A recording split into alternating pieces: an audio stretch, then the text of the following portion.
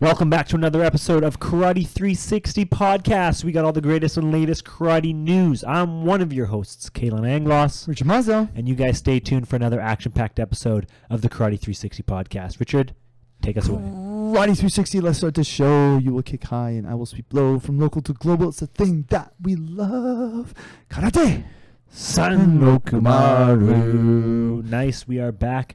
And I don't know if you noticed this. What's that? But this is episode 100. Oh we have to celebrate. I know. I was thinking, so this is our new digs? Yeah. If you're watching this on YouTube, obviously it's not the usual, but we're squeezing this one in a little bit earlier than we usually would have. 100. Maybe next week we'll. Does that mean we're in syndication? Like they just play us over and over again? I think so. I think that's how it works. Yeah. Stuff? I think we're on cable network television actually. So we get our syndicated checks every week. That's right. Perfect. Just right the way we wrote it up. Exactly. Exactly. What's going on, Richard Mosdell? How was your week? Week's been busy. We had the provincial championships. Boom. Yeah, we did. How did everything go over Everything there? was great. We had 10 athletes go over. Some people the first time. A lot of people moving up divisions. Sure. Got 3 gold medals, which Boom. was great. Nice. Actually, I think Czech TV is coming in on the weekend Okay. to interview the brother and sister duo gold medal winning team. Oh, damn. Owen and Faith, congratulations. Yeah, and then, yeah. everything, it was great. It's also very nice to be the coach. Sure. Awesome. Yeah, I yeah. A have little to bit. organize the event. Yeah, a little bit different. A little bit different being the coach in the chair Yes. than being the one running the tournament for sure. Much more enjoy on the coaching side. Of course, somebody has to set up the events. And of course, you're also very good at it, so Thank you we very much. like to have you do it. But yeah, no, I totally get that. Sitting in the chair is just the way to go. So it was great. Lots of people, lots of depth. Where people, not just our club, other clubs where they're used to being in small tournaments and getting all the golds and going there and Sure. maybe just getting a point. Right. And the depth was a lot deeper. Yeah, yeah. And then everything that goes along with a big provincial championships. Yeah. So, yeah. It was good. You got to go see some charity boxing. Some boxing events, yeah. So amateur charity boxing events, Fight for the Cause in Victoria, BC, put on by Studio 4 Athletics. So it's like a red carpet event. You walk in, there's literally a red carpet. Wow. It's in the convention center at the Empress here in Victoria, which is obviously a pretty prestigious room. It's a 10,000 square foot room, by the way. I checked it out. There you go. For events, yeah. It was a really, really well put on event. Everybody was in their best dressed black ties and all that. I had my 3-piece suit on. It was a classy event. They fed you. The food was great. Tables right by ringside. It was awesome. In terms of the actual fights, there was 14 fights, and the idea is that the people that are in it don't have previous experience. This is like in they boxing. train for 8 weeks. 8 weeks prior, and then they match them up. That's a short training period. Yes. And it showed. Yeah. But the good thing is, I don't know if it's a good thing, but a lot of people really wanted to put on a show. Yes. So they just went in there with their hands down and just swinging for the fences. Yes. So a lot of referees stopping it at, pretty quick after it got started. They didn't get things get too out of hand, but there was definitely some good knocks. There were some people getting their faces mashed in pretty good. But yeah, not a lot of technique, not a lot of footwork, all that kind of stuff. There's maybe one guy that stood out that actually had that, but other than that, they were just amateur events. But that's kind of what you expected, something like that. They put on a great event. They raised, I think, $35,000 or $40,000. Wow, that's like a just lot. crazy. Some of the auctions that they had, silent auctions they had, were like a trip to Antarctica for $35,000. I don't know if anybody bid on it, but there was a trip to the Emmys in New York, I think, or something like that. It's just a range of things in the auction that they could have given out. So a really great event put on by them, and classy. And this is like their 4th or 5th year, right? I think it's more than that. I think it's their 7th. I think they said, yeah. So they've been doing it every year. It keeps getting bigger and bigger. They were kind of toying that after this one, they're going to have it in the Save On Foods Memorial Center, the big stadium in Victoria. So, I mean, I don't know if it's quite that big, but there was a lot of people there. That's for sure. awesome. There was a lot of people there. So it was a really good event, good time, good fights, and yeah. That's great. That's great. Well, it's for a good cause and for martial arts, and For sure. Whoa, we lost our lights. we have to. This is a sensor control. Ah, there we go. There we So go. You have to swing your arms or do Lights, something. lights went off. We were Last staying too time- still. Yeah, staying too still. Right on. Well, I know you're gonna dive. I have to go teach karate here actually. You got to go teach karate here pretty in soon. a few minutes. All right. So I still got 6 minutes. yeah, so let's do it. So let's get in maybe to a little bit. Well, do you have anything to add for like a technical tactical before we go? Before you take off? Sure. Let me Yeah. give you some reflections on the weekend. Yeah, I'd love to hear it. Okay, so for kata on the weekend, kata did really well. People looked really rehearsed. Good. Okay. So lots of practice Lots of leading practice. People who did not do really well did not look up. rehearsed. So you could tell. You could tell. see. And there was more of an effort made by the officials to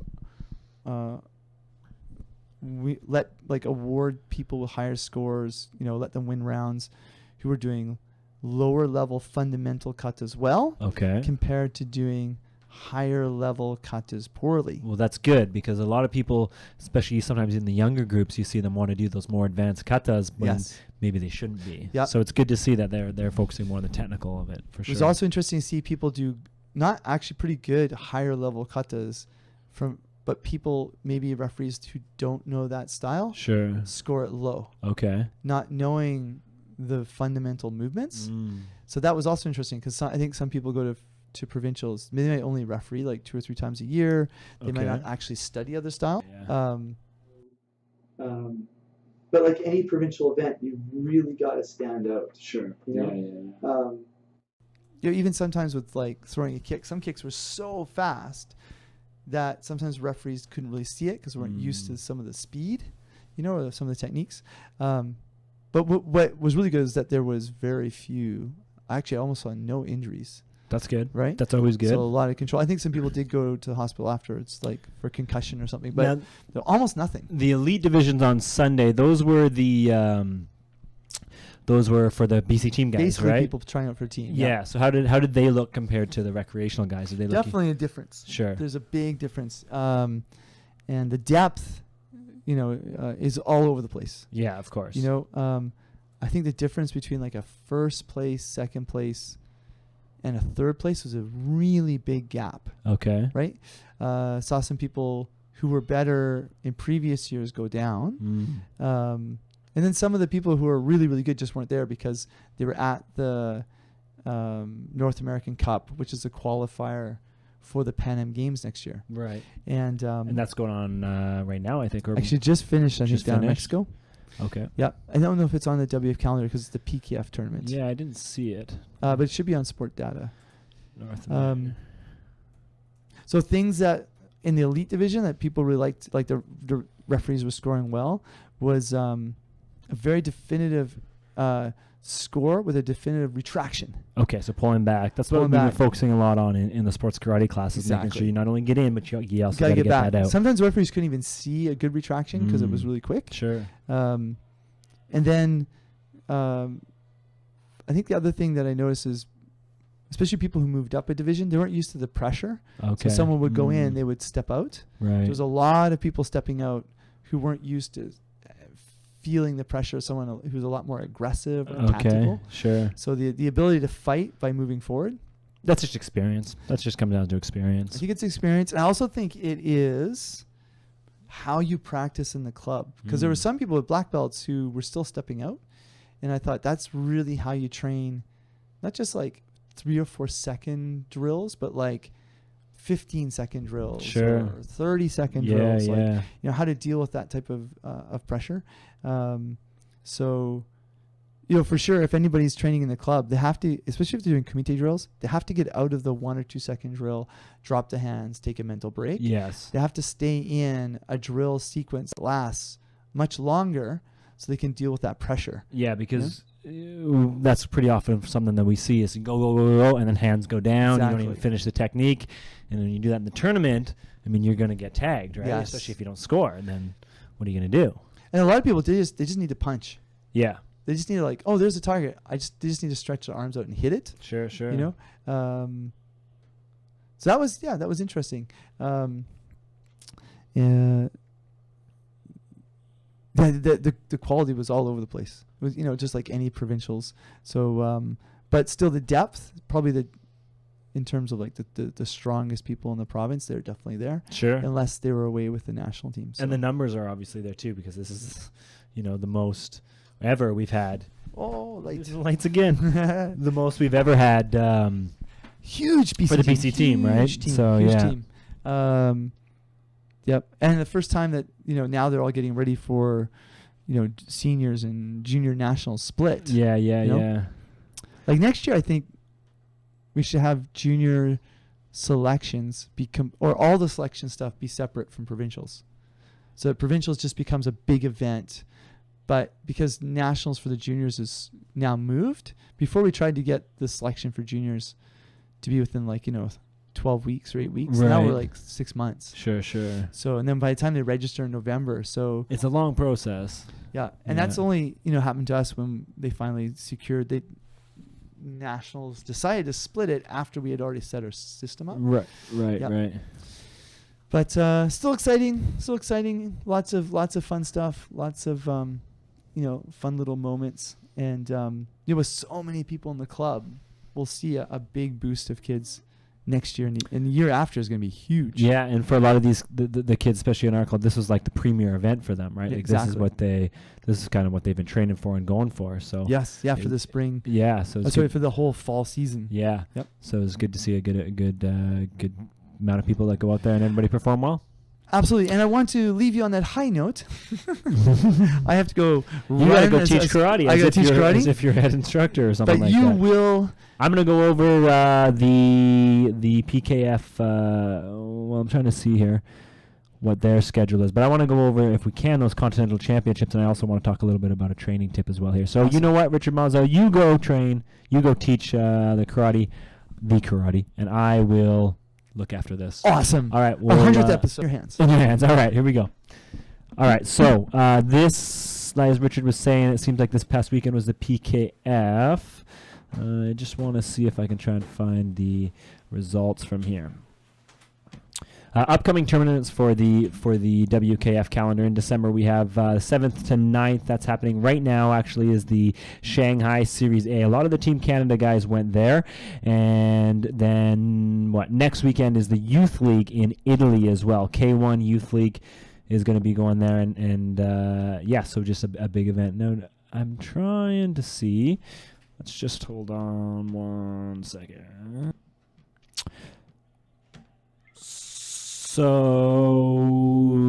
the event in Shanghai happening right now. The last one in the K1 calendar for 2018. 2019, of course, events happening has already been released. The PKF also announced some of their 2019 events. So you can take a look at the PKF or the WKF schedules to take a look at that. But what I want to talk about here, since we're all by myself and Richard's not here and all that kind of stuff. Hold on, we lost some lights here. 1 sec. Right, all right, here it is. So the WKF MVPs are as follows in the kata event. So kata, obviously, Japan has dominated the kata world, and because of that, both MVPs in the kata are from Japan. Of course, not a whole lot of surprise here on this one, but the male kata WKF MVP is Japan's Ryo Kiyuna, who again became a world champion for the third consecutive year. So 3 years in a row, Ryo Kiyuna has been champion. He was pretty flawless throughout the WKF World Championships en route to becoming champion. The other MVP in the kata division, also from Japan again, not a big surprise here, is Kyo Shimizu. 2 world titles she has now, winning this past year, or this past championships just a couple weeks ago, and again throughout the whole entire competition, just kind of overpowering the entire competition. And Kyo Shimizu really cementing herself as an Olympic gold medal hopeful in the kata division. So congratulations to both kata from Japan athletes who are now MVPs. In the kumite, there was 2 athletes who were recognized for MVP. One was Poland's Dorota Banaszek, who's been one of the biggest stars in WKF probably this year in terms of their performance, and especially at the championships.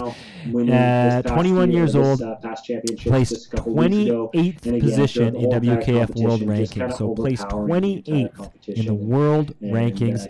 Could not attend the award ceremony, but he beat all the odds and defeated Jana Beach of Germany to become the new world champion. So the MVP of the year is Poland's Dorota Banaszek. Again, she was 28th position in WKF, came all the way through to win the world championships. Huge congratulations to her, Jana, for becoming the WKF MVP. Also, Steven DaCosta was declared the MVP in male kumite. He scored a lot of points at the WKF championships, and also 21 years old. So young contingents here becoming the MVPs, but he won the world title, defeating Vinicius Figueira of Brazil 6-5 in the finals of the male kata. So he was crowned MVP as well. So world champions and MVPs for those ones. In the para divisions, there was Deborah Nice of Brazil and Abdelaziz Abdulga of Egypt, and hopefully I got those names right. But those two were the MVPs of the para karate division as well. For that's for the para karate divisions. At the WKF let me just see here. And also 21 years old. Abdelaziz from Egypt was a wheelchair competitor and won gold medal at the WKF World Championships. So congratulations to him for becoming MVP. So that's one thing that I definitely wanted to touch on for this year. And also something else that's come out that we know is the WKF World Championships were record-breaking. Obviously, as this being a World Championship year, the last one before the Olympics,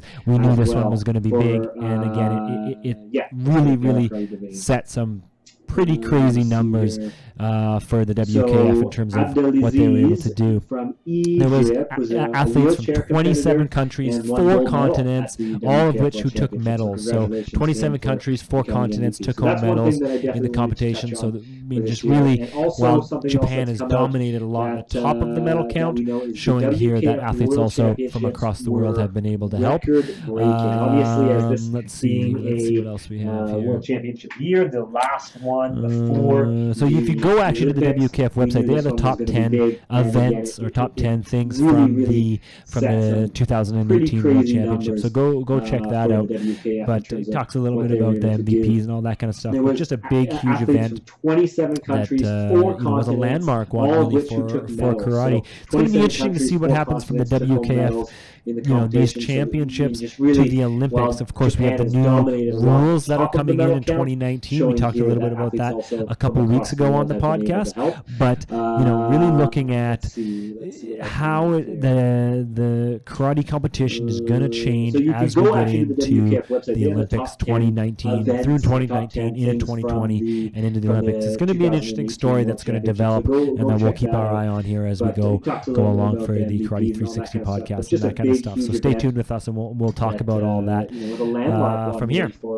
Again, upcoming I'll talk about the upcoming events actually near the end here. What I want to do now, after we've given you some news, is I want to talk a little bit about karate training. We can't unfortunately do the karate quiz without Richard Sensei here, but he's again teaching. If you're just tuning in, Richard Sensei is teaching one of the classes right now, so he can't come in. But what I'm going to give you is my karate training tip of the week. And this is something that has come up for a lot of athletes who have asked me questions. It's evolved around recovery from not only training, but also from competition. And, maybe what's the best practice to recover and really perform your best in subsequent performances. And, of course, one of the things that often people use and that I get questions asked about is ice baths. Are ice baths good for you? Well, it's a loaded question, and as with anything in the fitness, training, and science world, the answer is always it depends. It depends on what your specific goals are. Ice For a baths lot of can be athletes good who for have some asked me things, questions, it's- but it's they can also be involved in not detrimental to recovery, other things, as not we're only finding. training, For but example, also from we know competition. that if And, you take an ice bath maybe after an what's the intense best training practice session, you're going to to, have less recover what we call and delayed really onset perform muscle your soreness. best So in that muscle subsequent soreness that you performances. get from And of course, training. one of the things that Ice baths often people can use help you and that I get with questions that. asked about is Ice baths can also help you with baths. Are recovery ice in terms of baths performing good better the for you? next day, and it can Well, also help it's you a with loaded inflammation. question, So if as you're with prone to getting anything in the inflamed fitness joints training and science world, mostly the your answer joints is getting always, inflamed it after a depends. hard It training depends session, on what ice your baths specific can goals are. help you. However, Ice baths we can be also good for know some that things, ice baths but can they be can also be detrimental other to things many that we're other finding. things, such For as example, muscle we know development that and if muscle you take an growth. ice bath after Those are an things intense that training actually ice session, baths you're will gonna hinder have a little bit, less believe it or what we not. call delayed onset muscle soreness. So that muscle soreness Oftentimes that you we get from want training, these, obviously, muscular ice developments. We baths want growth. We can want to be help you stronger. with that. We think maybe ice baths can help us also because we help you get with, less recovery muscle in terms of soreness, performing but better the next day. the And it can muscle also help soreness, you we with have to remember, inflammation. So if anything you're we do prone in to getting training inflamed is just a joints stimulus, and it's going to give us some kind of hopefully your joints response getting in inflamed our after a body. hard training session, And ice baths that can response help you. is natural However, and we often also needed. So know that ice baths sometimes can be inflammation, detrimental sometimes to that many delayed other onset things, muscle such as soreness muscle is development needed and muscle in order to growth. improve, in Those order are to things see that gains, actually in ice order baths to get will stronger hinder and all that kind a of little stuff, for bit, your believe it body or not. really to adapt. So sometimes it's just best to let that run its course. So when it comes to the question of should you ice bath, again, it all comes down to what your specific goal is or what you're trying to do with the ice bath. If you're trying to be less sore and maybe be able to perform a little bit better in some aspects, that response then maybe ice baths are for you. But if you want to get that muscle growth, muscle development, and if you really want to get stronger, ice baths might not actually be the best scenario. But again, this is a field, not a field, but this is a topic that's expanding. We're learning more, we're figuring out more, and we're figuring out also that it really depends, just like everything. It depends on what you want out of your training and what you want as your goal. So that's something that you guys need to keep in mind when thinking about ice baths and if you should do it and all that kind of stuff. So there we go. Our lights keep going off on here because we're, again, if you're just tuning in, obviously it's just me right now, Richard Mosdell. He's not in a meeting, but he is teaching karate, and I'm here running the ship on the 100th episode of the Karate 360 podcast. We appreciate you guys making it this far.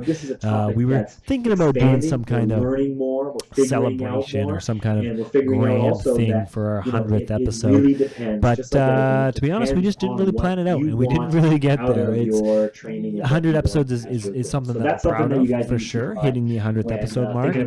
But really, it's just a number for us as well, because when we first started this podcast, we did several episodes before we even really put them out there. So there's probably about 10 to 15 episodes on top of this one that we've done, maybe even more. So while yes, this is technically episode 100 for the Karate 360 podcast, it feels like we've done so much more and that we have so much more to give. So we're not making a big deal out of it. We're not celebrating too much, but maybe next week we'll bring something. One thing that I am excited that we've introduced, if you haven't been following along in our podcast, is this karate quiz. I don't know if you guys have seen this yet, but when we first started this podcast, for karate, for me, there's nobody that knows more about karate than Richard. He really, and I'm not just pumping his tires because he's my co-host and because I work for him and work through the club,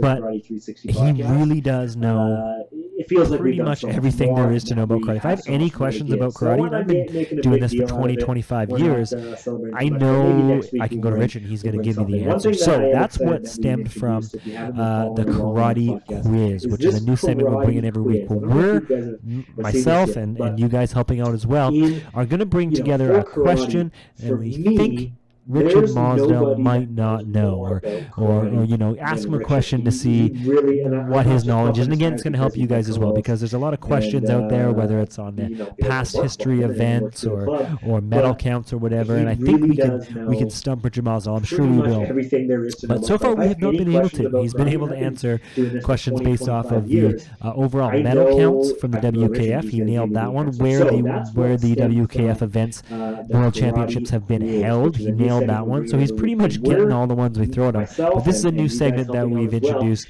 and that we're going to continue to do. So with that in mind, if you guys have any ideas of questions we can ask Richard or any topics that I can kind of look into, because I'm the one finding these questions and I'm going to ask Richard and he's going to be the one that answers them. So anything that you guys can think of that you might want answered, send us a message on Facebook, send us an email, spelling out Karate360 at gmail.com. Again, spell it out, Karate360, all one word, at gmail.com. Send us your questions, and we'll stump Richard Mosdell. I believe we will. But the whole idea is that we're all learning in the process as well, because there's so much to learn about this wonderful sport of ours. So there we go. That's just one thing I wanted to say on that. All right, we're going to pretty much, I think, wrap up this episode as we get going here. It's a little bit different riding solo for the last 10 minutes. Richard was going to maybe try and come back in, but we didn't quite get him. That's all right. Upcoming events in the WKF, we already talked about Series A Shanghai happening right now, December 7th to 9th. Also coming up, the last really K1 event for the youth is December 14th to 16th. That's the Youth League in Italy. And then coming into January 25th to 27th is the next Premier League, and that's in France. So we're going to keep an eye on 2019. Speaking of which, this year, coming to an end a little bit, if I look at the calendar, we will have two more episodes of the Karate 360 podcast this year, and then we'll be taking a break on the last week of the year before we're back into January. So two more left in 2018, and 2019 is going to be a big, big year for karate. I really feel like since the Olympic announcement, every single year, karate has been getting more premier events, has been getting more eyeballs, more attention, more media, more big things happening. And I really, really feel like 2019, the year before the Olympic Championships, is going to be the biggest karate year yet. So let's keep an eye on that, and we'll discuss it and break it all down here on the Karate 360 podcast. We do appreciate you guys tuning in every week. Again, these episodes usually come out Monday or Tuesday at the latest, but usually Monday we get these babies out. You can find us at karate360podcast.com, Karate360 on Facebook. We're on Twitter, Karate360. We're on all the social media. Go find us on there. SoundCloud, all that kind of stuff for your podcast needs. Go check those out. And that's where you can find us. And that pretty much wraps it up for this episode of the Karate 360 podcast. We appreciate you guys listening and tuning in every week. Let us know if you have any questions, comments, concerns, or if you have something that you want us to bring up on the show. All right, guys. I'm Kalen Anglos. Richard Mosdell is out there teaching karate as he should be. And we're the Karate 360 podcast. We'll talk to you guys next week. San Roku Maru. For those of you that don't know, that's 360, 360.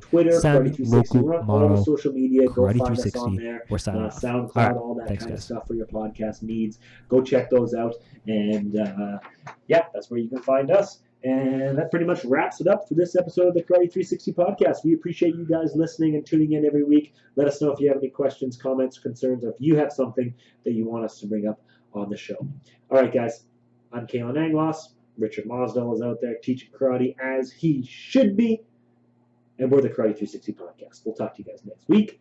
San Roku Maru. For those of you that don't know, that's 360. 360. San Roku Maru. Karate 360. We're signing off. All right. Thanks, guys.